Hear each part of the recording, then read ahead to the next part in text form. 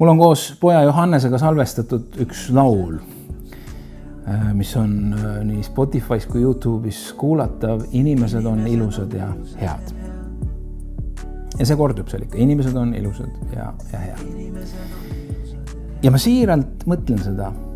Ma siiralt pean inimesi ilusateks ja headeks ja mind on Jumal õnnistunud sellega, et ma tõesti olen kokku puutunud, koos töötanud, koos käimas ilusate ja heade inimestega. Sõltumatega, kas nad on kristlased või mitte.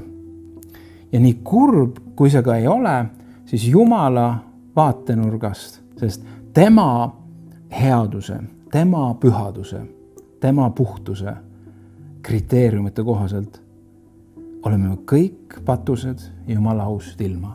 Lausa nii, et kui Jeesusele öeldi, et hea, siis ta ütles, et ei, et ainult Jumal on hea. Ainult Isa on hea. Ei ole kedagi teist.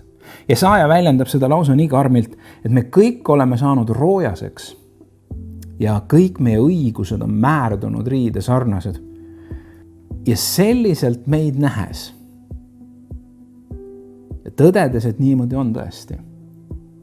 Et see Jumalapoolne vastus sellele ei ole mitte fuih, et ma sülitan sind välja või ma ei tee tegemist sinuga rohkem. Vaid Jumalapoolne vastus on see, et ma nii armastan sind, et ma annan oma poja.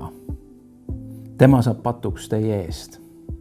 Tema võtab vastu minu viha, tema võtab vastu needuse, surma. See on see kõik, mida põhjustab patt. Selleks, et need, kes usuvad temasse, võiksid elada igavesti ja ei peaks osa saama igavesest hukatusest.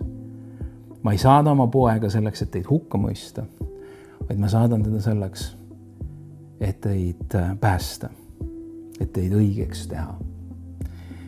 Ja siis lisab Pauluse suu läbi Efesuse kirja panduna, sest teie olete armust õndsaks saanud, usu kaudu. Ja see pole mitte teist enestest, vaid see on Jumala and, mitte tegudest, et ükski ei saaks kiidelda.